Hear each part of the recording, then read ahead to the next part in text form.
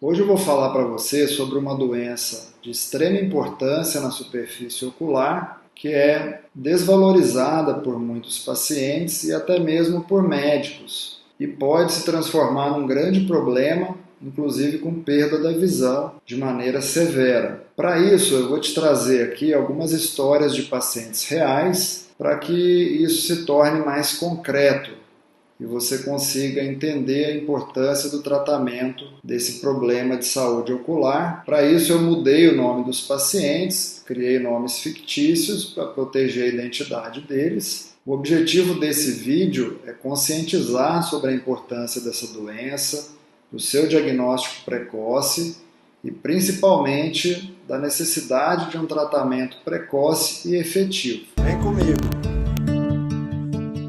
Hoje eu vou te contar a história da Luciana, que é uma paciente de 34 anos que me procurou há uns 3 meses com um problema sério de olho vermelho, dor, irritação nos olhos e uma baixa de visão considerável. Ela tinha uma visão de 50%, tinha 3 graus de astigmatismo e, pior, a visão dela não melhorava com óculos, nem com lente de contato. Ela apresentava uma doença chamada pterígio, que é uma doença menosprezada por muitas pessoas, inclusive por médicos, mas constitui uma das causas de baixa de visão importante na população. Pterígio é uma doença da conjuntiva, dessa parte branca do olho, e do limbo, que é essa região que contorna a córnea que eu estou te mostrando aqui.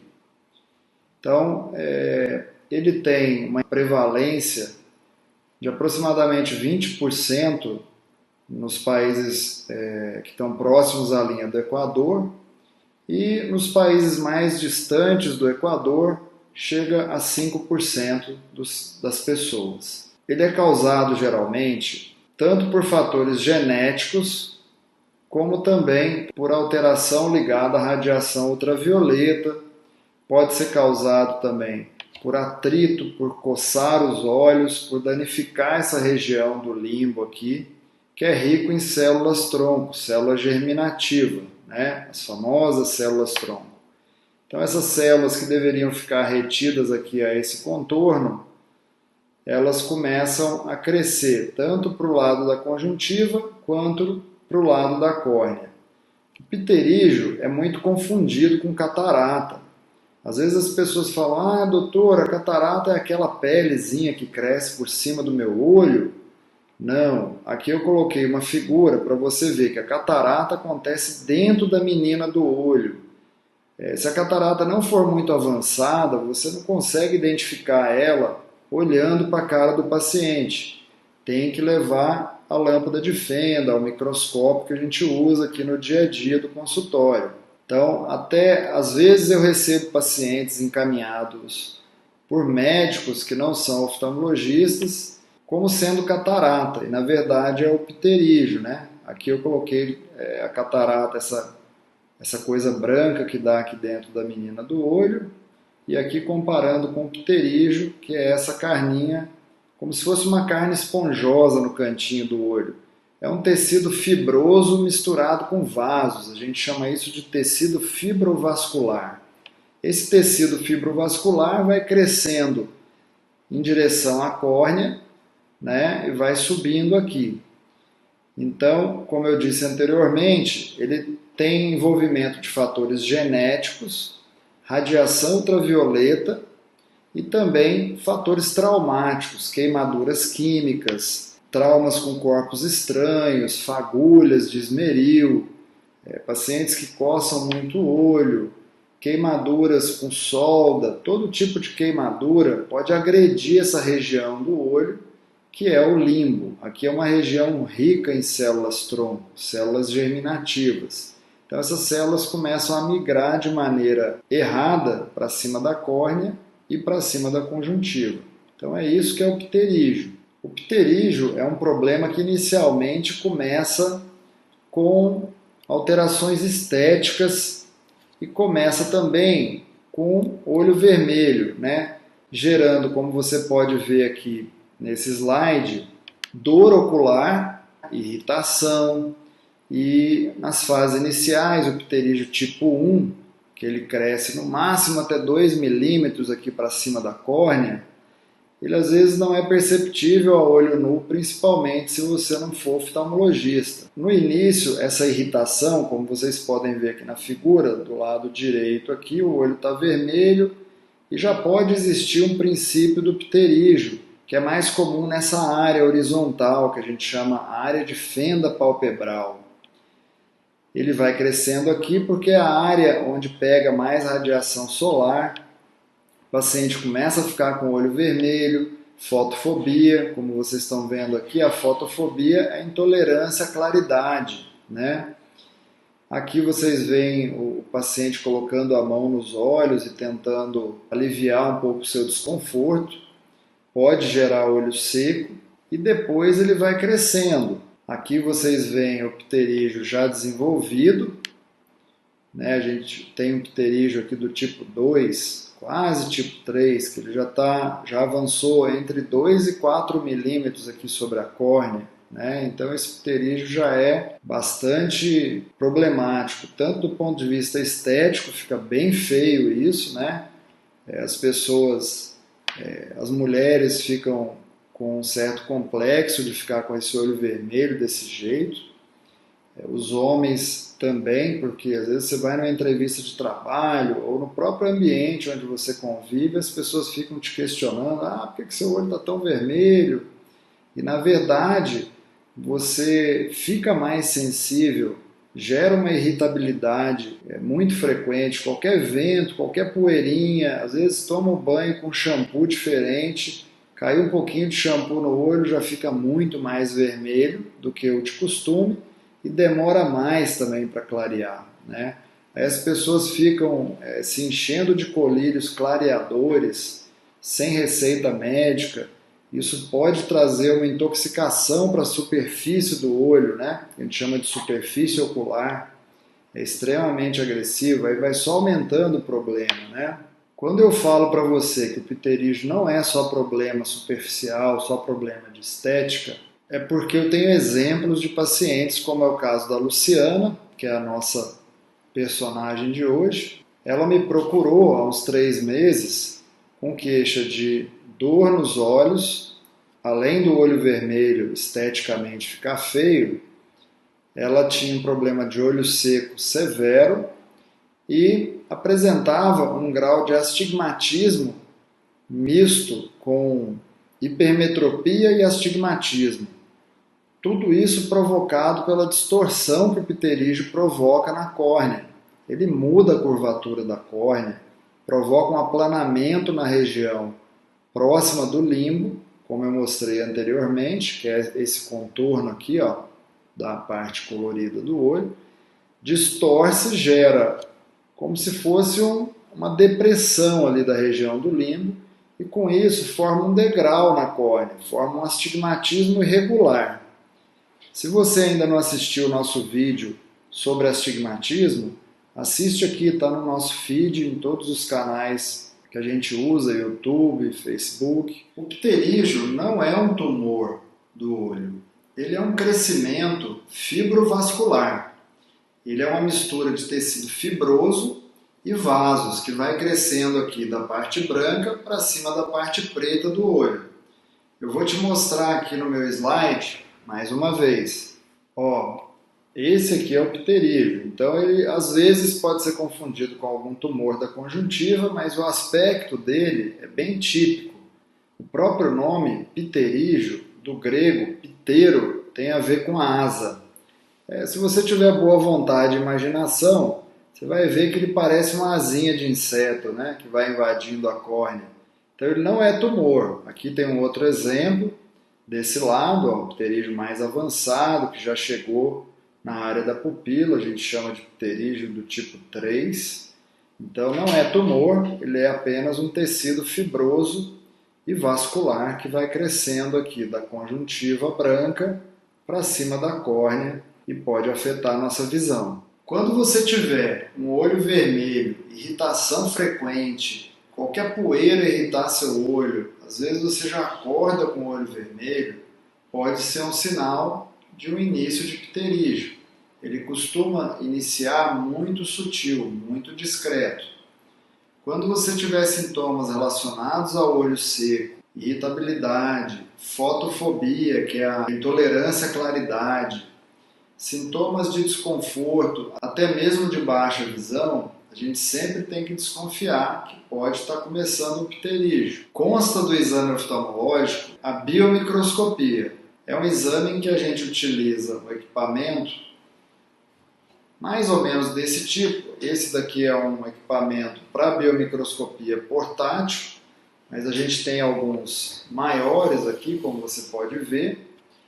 Esse exame biomicroscópico, feito por esse aparelho, vai possibilitar o diagnóstico precoce do pterígio. Então, um bom exame oftalmológico feito de maneira precoce pode detectar inicialmente o pterígio. Se você tem sintomas parecidos com esse que eu estou te mostrando aqui nessa foto, dor ocular, intolerância à claridade, que a gente chama de fotofobia, ou irritação frequente, olho vermelho, você pode estar começando a apresentar um quadro de pterígio. Aqui nessa outra foto, eu vou te falar sobre o olho seco. A síndrome do olho seco tem várias causas, aqui estão elencadas algumas, né?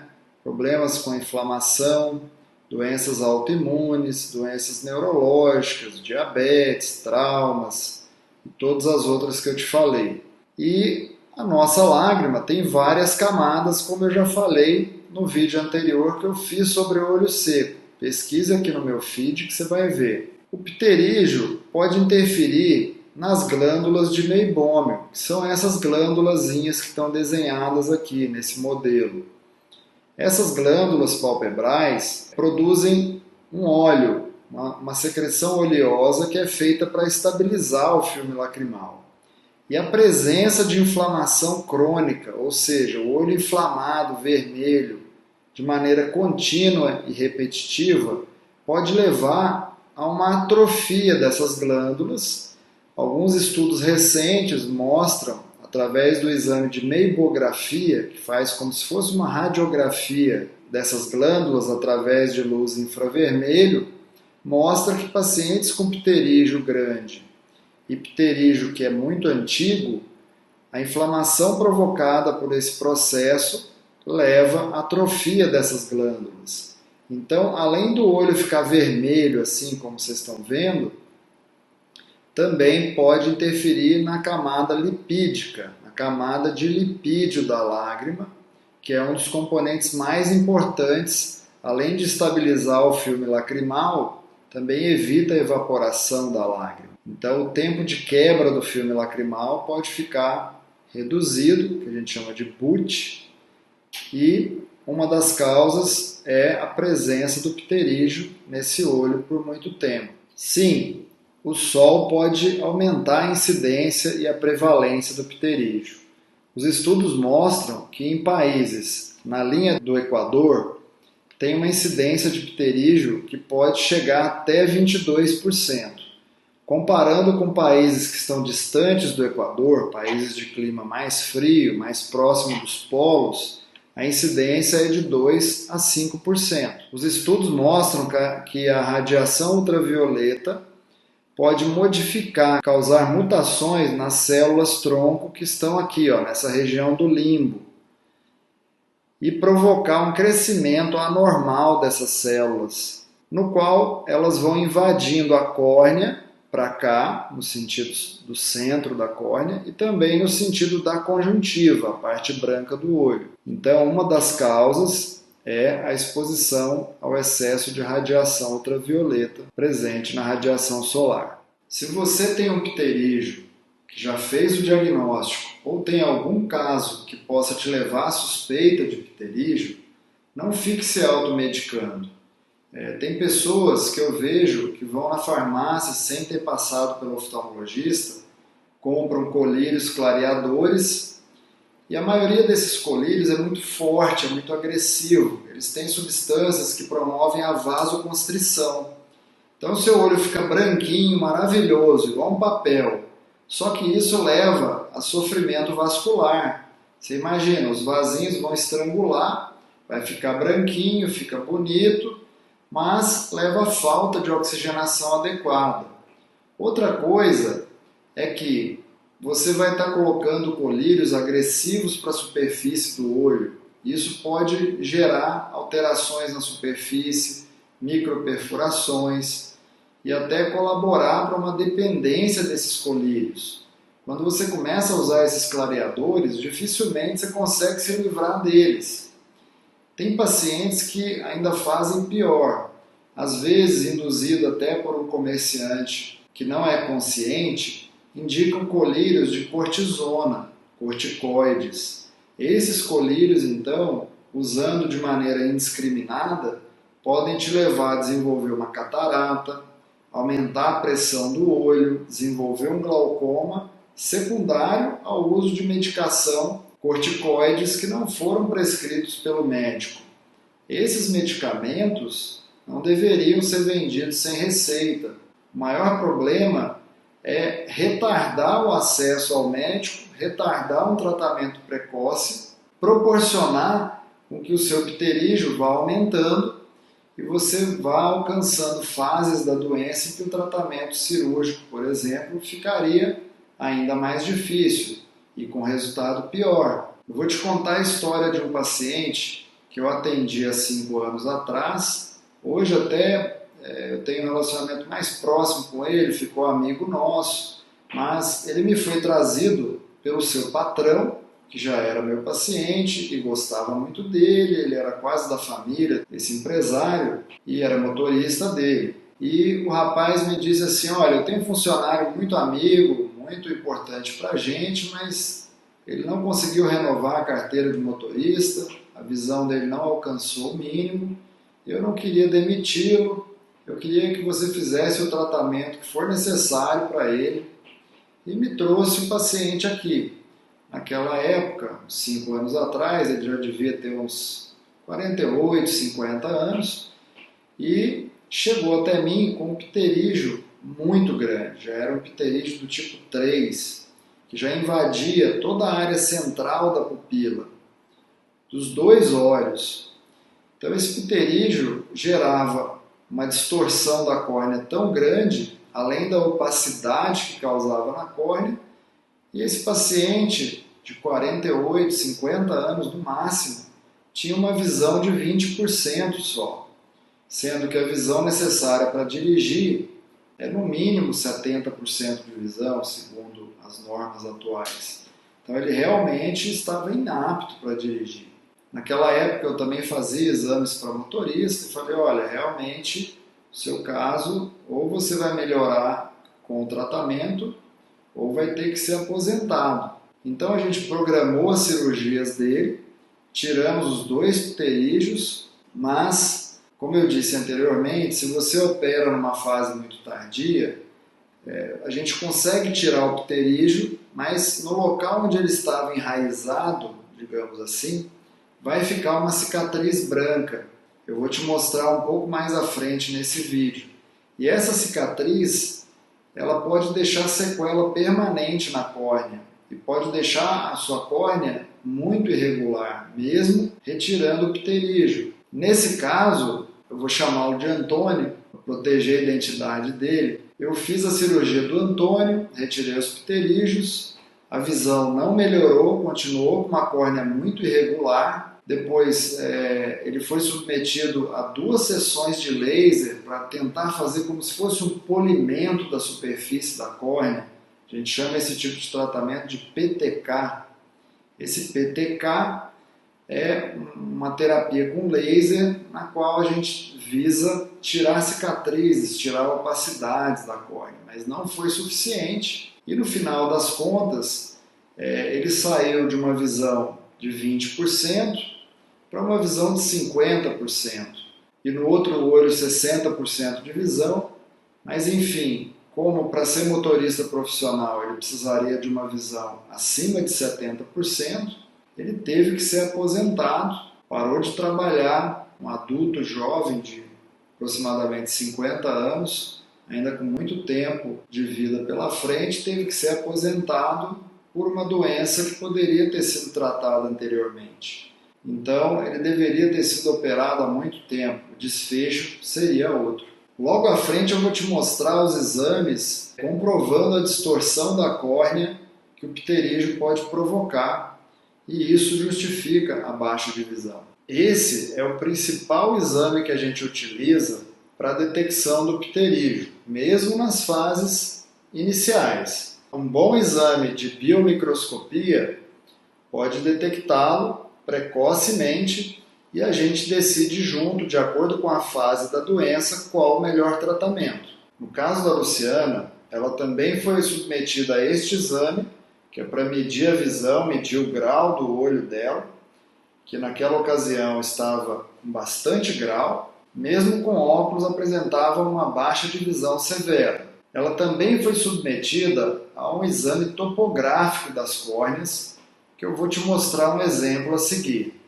Esse é o exame topográfico das córneas. Esse aparelho projeta esses anéis sobre a córnea com uma luz e o aspecto é mais ou menos esse em uma córnea normal. A gente vê os anéis concêntricos, todos redondinhos. Aqui está um pouquinho oval por causa da distorção da imagem do computador. Aqui na direita você vê a distorção real da córnea. Olha como fica tudo desigual os anéis. Uns ficam mais próximos dos outros. Aqui embaixo, só para você ter uma ideia, didaticamente falando, a distorção desses anéis mostra uma córnea irregular. E aqui, à esquerda e à direita, a gente vê a depressão provocada, o aplanamento provocado no mapa topográfico. Toda essa área em azul é uma área que está bem mais plana, e nessa metade de cá, entre o verde e o amarelo escuro, quase um cor de laranja, é a área mais curva. Então, dessa área, da metade da córnea aqui para a direita, a gente tem uma córnea mais curva do que nesse canto da esquerda. Então, essa diferença forma um degrau, e esse degrau forma um tipo de alteração que a gente chama de astigmatismo irregular, que no caso tanto da Luciana quanto do Antônio não eram passíveis de correção com óculos, nem com lente de contato. Pelo contrário, mesmo com as correções melhores possíveis, eles não conseguiam atingir uma visão útil. No caso da Luciana, eu vou te contar o desfecho daqui a pouco. Aquela irregularidade na córnea que eu mostrei para você agora há pouco, gera o que a gente chama de astigmatismo, que é um tipo de grau provocado pela irregularidade na superfície da córnea.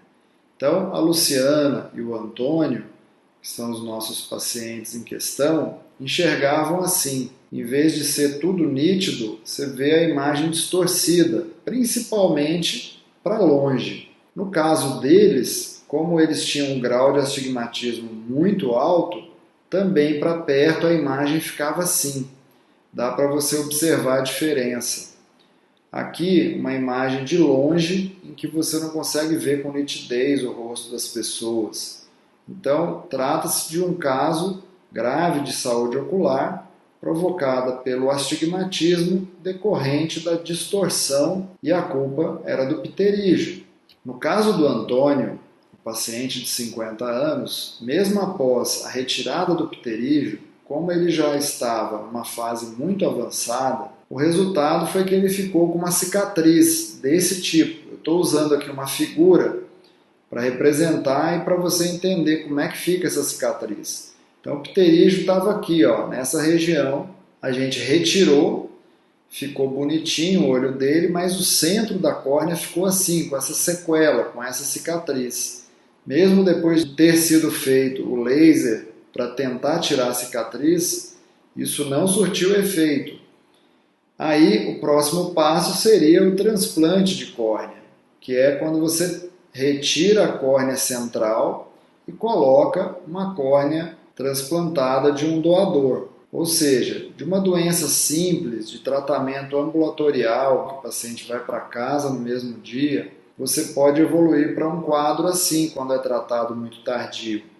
Você fica com a cicatriz e essa cicatriz impede a passagem da luz pela sua córnea, que é a nossa principal lente. Eu já falei bastante sobre a córnea num vídeo anterior em que eu falo sobre as partes do olho. A função da córnea é ser uma lente, a nossa lente mais poderosa, mais potente do olho. Então ela tem que estar transparente, bem cuidada e com a superfície bastante regular. No caso do Antônio, ele apresentava outras doenças no olho que trariam risco caso ele fosse submetido ao transplante de córnea. Então, realmente, ele não pôde evoluir mais do que 50% de visão, mesmo depois da remoção do pterígio, porque ele não poderia ser submetido a transplante de córnea devido a outras contraindicações. A Luciana, nossa paciente de 34 anos, já apresentava, no momento da primeira consulta, um pterígio grau 3 ou tipo 3, do jeito que eu estou te mostrando aqui nessa figura. Então, o melhor tratamento para ela já era o tratamento cirúrgico. Eu indiquei alguns colírios lubrificantes, fazer compressas geladas e um colírio anti-inflamatório não hormonal, que não era à base de corticoides, só para ela usar por uma semana ou duas até que pudesse ser operada. Ela já apresentava um quadro avançado semelhante a esse que eu estou te mostrando. A topografia da Luciana já era uma topografia muito irregular. Ela apresentava um quadro semelhante a esse. A córnea bastante distorcida. O mapa topográfico era muito parecido com esse aqui. Uma aplanação no canto nasal, muito grande, e um encurvamento no canto temporal. Então isso formava um degrau na córnea dela e gerava um astigmatismo irregular muito alto. Ela tinha 2 graus de hipermetropia e 3 de astigmatismo. E esse astigmatismo era irregular, o que não dava uma visão nítida mesmo com óculos. Então já foi indicado o tratamento cirúrgico. O tratamento cirúrgico do pterígio sofreu muitas evoluções. Antigamente, quando se fazia cirurgia convencional, em que a gente só retirava o pterígio e não fazia mais nada, ele poderia ter uma recidiva, ou seja, ele poderia crescer de novo em até 80% dos casos. Pacientes jovens, cerca de 3 meses depois da primeira cirurgia, já apresentava a doença de novo. E geralmente ela vem pior, porque o olho fica ainda mais vermelho, vem o pterígio de novo, bem enraizado, bem carnudo e bem feio. Então, uma boa parte dos médicos que não tem muita experiência com essa técnica mais moderna acaba evitando de operar nos casos precoces com receio de que o pterígio pode voltar, principalmente se for paciente com menos de 40 anos. Mas de alguns anos para cá, a técnica padrão ouro para a remoção do pterígio com segurança é a remoção do pterígio associada ao transplante de conjuntiva, no qual a gente remove o pterígio e retira um pequeno enxerto da parte de cima da conjuntiva ou da parte de baixo e transplanta para a área onde você retirou. Então ele é um autotransplante, ou seja, o tecido doador é do seu próprio olho, ou, na pior das hipóteses, do outro olho, mas ainda assim é da mesma pessoa. O índice de rejeição é muito próximo de zero. A maioria desses enxertos, desses retalhos conjuntivais, eles aderem muito bem à conjuntiva. E a gente pode fazer essa técnica de recobrimento com o autotransplante utilizando ponto, com fio de sutura, muito fininho, ou utilizar colas biológicas, colas à base de fibrina, que é um derivado do próprio sangue. Então, a gente tem técnicas modernas. Podemos usar alguns medicamentos antimitóticos, por exemplo, a mitomicina, o 5-fluorouracil, que são medicamentos quimioterápicos, mas diluídos para ficar bem fraquinho. E a gente deixa ali por 3 minutos, em alguns casos, nos pacientes que têm mais chance de ter recidiva, ou pacientes que já operaram uma vez pela técnica antiga e o pterígio voltou. Esses casos com mais propensão a ter novamente o crescimento do pterígio, a gente pode lançar a mão desses medicamentos. Isso também é um grande avanço, melhora muito as chances de sucesso. E essas técnicas modernas diminuem o nível de recidiva para 2%. Comparando a técnica antiga, em que as recidivas aconteciam em até 80% dos casos, os médicos ficavam realmente desanimados de operar o pterígio, principalmente no início, que ele não está tão feio assim. Hoje em dia, a gente indica a cirurgia nas fases mais precoces possíveis. Utilizando as técnicas novas, a recidiva caiu para 2%, ou menos até, dependendo da faixa etária. Agora eu vou te contar o desfecho da história da nossa paciente, a Luciana. Ela foi submetida à cirurgia, remoção do pterígio associado ao transplante autólogo da conjuntiva e evoluiu super bem. E milagrosamente, diferente do Antônio, ela recuperou a visão, hoje está com 98% de visão e, para minha surpresa, o grau que era 2 graus de hipermetropia com 3 graus de astigmatismo associado, baixou quase que totalmente. Eu examinei há uma semana atrás, por isso até que eu decidi trazer esse caso para você. Ela apresentava apenas 0,25 graus de astigmatismo, a hipermetropia sumiu, ou seja, foi um caso que me surpreendeu muito, graças a Deus, positivamente, foi uma surpresa boa, que no caso do Antônio não aconteceu. Então, o caso dela foi muito feliz, porque mesmo ela tendo um pterígio do tipo 3, que teoricamente já teria uma certa chance de sequela, ela conseguiu recuperar a visão, conseguiu diminuir o grau para quase zero, ou seja, nem óculos ela usa mais. Foi um caso muito feliz e que contou com a ajuda de Deus. Ainda falando um pouco sobre a cirurgia do pterígio, na minha percepção ela deve ser feita precocemente, para que você não fique dependente do uso dos colírios, nem mesmo de lubrificantes em excesso. E que você não tenha olho vermelho com recorrência, não fique sensível a qualquer poeira, qualquer vento forte. Se você gosta de andar de bicicleta, de moto ou gosta de natação, o pterígio causa uma vermelhidão bastante desagradável. Então o ideal é operar logo. Uma coisa importante é que você fazendo a cirurgia precoce, o seu pós-operatório também vai ser muito mais tranquilo. Porque embora a cirurgia do pterígio seja simples, é uma cirurgia em que você tem que cortar o pterígio, precisa dar ponto ou usar cola. Então, para o olho, é considerado uma cirurgia que agride um pouco, embora seja de risco baixíssimo. Não é uma cirurgia que traz risco de perda de visão, risco para o olho. É muito segura. Aqui, como você pode observar, ela é feita só com anestesia de gotinha, a gente chama de anestesia tópica, mas é um colírio anestésico. A gente tem que ir para o centro cirúrgico, não pode ser uma cirurgia feita dentro do consultório, tem que ser num ambiente cirúrgico estéril. Você retira o pterígio, faz o autotransplante. O recobrimento pode ser feito tanto com a própria conjuntiva do paciente, quanto também com membrana amniótica.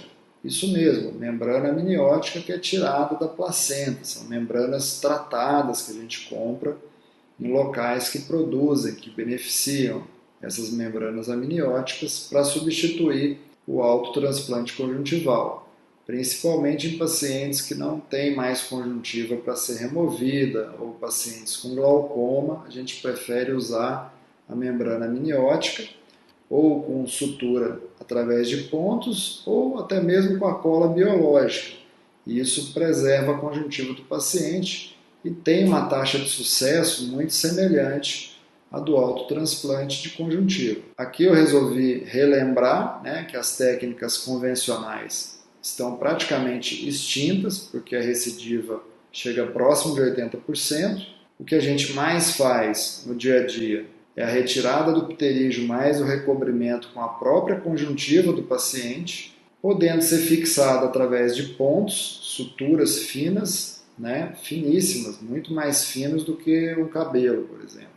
Ou usar cola biológica, que fica mais prático, mais moderno, mas aumenta um pouco o custo, esses produtos ainda são muito caros. Na prática, a gente acaba usando muito mais a sutura com pontos do que a cola. Mas as duas possibilidades são viáveis e com resultado parecido. E aqui nessa figura, estou te mostrando o pterígio e a evolução da cirurgia. Aqui é um pterígio grau 2 ou tipo 2, foi removido. No dia seguinte o olho ainda fica bem vermelho, um pouco inchado. No pós-operatório você tem que usar colírios anti-inflamatórios, antibióticos. Não precisa ficar com o olho tampado. Geralmente eu deixo 12 horas ou menos. Oriento bastante compressa gelada para desinchar mais rápido, para que você retome suas atividades normalmente o quanto antes, né? Aqui uma semana depois, o vermelhão já vai sumindo. É importante fazer as compressas geladas por muitos dias. Eu oriento fazer por uma semana ou duas, sempre com o olho fechado e protegendo a pele com gaze para que o gelo não queime a sua pele, né? Mas o gelo é um dos melhores anti-inflamatórios. A gente observa que se a pessoa fizer gelo com frequência, 3, 4 vezes por dia, a recuperação é muito mais rápida. Aqui 2 semanas o olho já está mais branquinho, mais bonitinho. E entre 3 e 4 semanas você tem a recuperação quase que total desse pós-operatório. E a chance de recidiva, como eu disse anteriormente, a chance dessa doença voltar a te incomodar é menor que 2% usando essa técnica do autotransplante conjuntivo ou com membrana amniótica. Eu queria te agradecer muito por ter ficado comigo até aqui, agradecer pelo seu interesse nos assuntos relacionados à saúde ocular e à prevenção da cegueira. Deixar uma dica prática. Por favor, se você tem desconforto, olho vermelho, fotofobia, intolerância à luz, se o seu olho fica irritado com frequência, procure seu médico. Não faça automedicação. Não vá na farmácia sem receita comprar um colírio para clarear o olho. Ou no máximo use isso por 2, 3 dias até que seu médico possa lhe atender. Faça um bom exame oftalmológico. Não vá ao médico só para trocar o óculos. O objetivo desse vídeo é conscientizar para que você não caia na armadilha de procurar o médico só quando o óculos quebra. A gente aqui está falando de saúde, promoção da saúde. Enquanto seu olho está bom, enquanto sua saúde está boa, você precisa investir nela. E não só procurar quando já está numa fase muito avançada. O olho é um órgão muito sensível, é uma extensão do nosso cérebro. As doenças têm uma boa condição de tratamento, principalmente se forem tratadas precocemente. É diferente de algumas outras especialidades em que o poder de reabilitação é muito maior do que a oftalmologia, devido à sensibilidade desse órgão tão nobre que te faz comunicar com o mundo. Os olhos são a janela do mundo, cuide bem dele. Se você gostou desse vídeo, se foi útil, ou se tiver alguma dúvida, pode deixar aqui embaixo nos comentários que eu vou responder com o maior prazer. Obrigado!